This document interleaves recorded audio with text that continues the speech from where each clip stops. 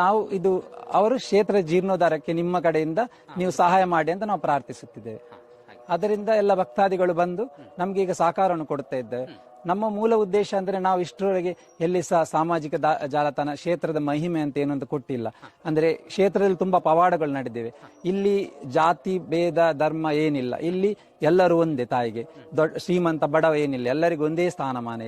ಇಲ್ಲಿ ನೀವು ಹಿಂದೂಗಳು ಮುಸ್ಲಿಂ ಕ್ರೈಸ್ತ ಅಂತ ಏನಿಲ್ಲ, ಎಲ್ಲಾ ಭಕ್ತರು ಬಂದು ಅವರವರ ಕಷ್ಟವನ್ನು ಹೇಳಿ ಪರಿಹಾರ ಆಗುವುದವರಿದ್ದಾರೆ. ನನ್ನ ಕಣ್ಣಾರೆ ನೋಡಿದಂದ್ರೆ ಕ್ಷೇತ್ರದಲ್ಲಿ ಮೊದಲನೇ ಅಂದ್ರೆ ಪ್ರಾಥಮಿಕ ಹಂತವಾಗಿ ಒಂದು ಮುಸ್ಲಿಂ ಅವರಿಗೆ ಬಾಯಿ ಬರ್ತಾ ಇರಲಿಲ್ಲ. ತಾಯಿ ಅವರ ದರ್ಶನ ಬಂದು ಅದೇ ಸಮಯದಲ್ಲಿ ಬಾಯಿ ಬರೆಸಿದ್ದಾರೆ. ಅಂದ್ರೆ ಅವರಿಗೆ ಮಾತಾಡುವಾಗ ಮಾಡಿದ್ದಾರೆ. ಅದರಿಂದ ಇಲ್ಲಿ ನಾವು ಇದೇ ಧರ್ಮ ಅಂತ ಹೇಳುದಿಲ್ಲ, ನಾವು ಎಲ್ಲರಿಗೂ ಬನ್ನಿ ತಾಯಿ ಹತ್ರ ನೀವು ನಿಮ್ಮ ಕಷ್ಟವನ್ನು ಕೇಳಿ ಅದೇ ರೀತಿ ತಾಯಿ ನಿಮ್ಗೆ ಏನ್ ಹೇಳ್ತಾರೆ ಅದೇ ರೀತಿ ನಡ್ಕೊಂಡ್ರೆ, ಮುಖ್ಯವಾಗಿ ಭಕ್ತಿ ಮುಖ್ಯ ಮನುಷ್ಯನಿಗೆ.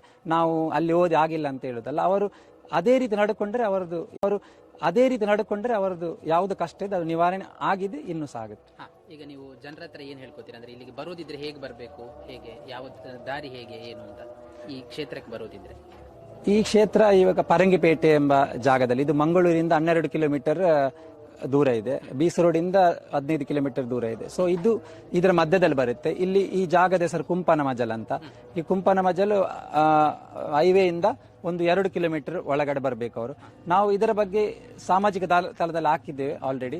ಸೊ ನಾವು ವಾಟ್ಸಪ್ ಗ್ರೂಪ್ ಕ್ರಿಯೇಟ್ ಮಾಡಿದ್ದೆ. ಅದೇ ರೀತಿ ನಾವು ಕ್ಷೇತ್ರದ ಒಂದು ಪ್ರಚಾರಕ್ಕೋಸ್ಕರ V2 ಚಾನಲ್ ಒಟ್ಟಿಗೆ ನಾವು ಅವರೊಟ್ಟಿಗೆ ಸೇರಿದ್ದೇವೆ. ನಿಮ್ಮ ಚಾನಲ್ ಮುಖಾಂತರ ನಾವು ಆದಷ್ಟು ನಾವು ಪ್ರಯತ್ನ ಮಾಡ್ತಾ ಇದ್ದೇವೆ ಜನರನ್ನು ಭೇಟಿಯಾಗಿ. ಅಂದ್ರೆ ನಮ್ಗೆ ಜನರನ್ನು ಜಾಸ್ತಿ ಬಂದಷ್ಟು ನಮ್ಗೆ ಕ್ಷೇತ್ರ ಜೀರ್ಣೋದ್ಧಾರಕ್ಕೆ ಸಹಾಯವಾಗುತ್ತೆ.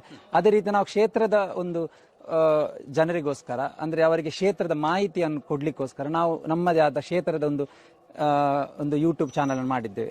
ನೀವು ಈಗ ಹುಡುಕಿದ ಶ್ರೀ ದುರ್ಗಾ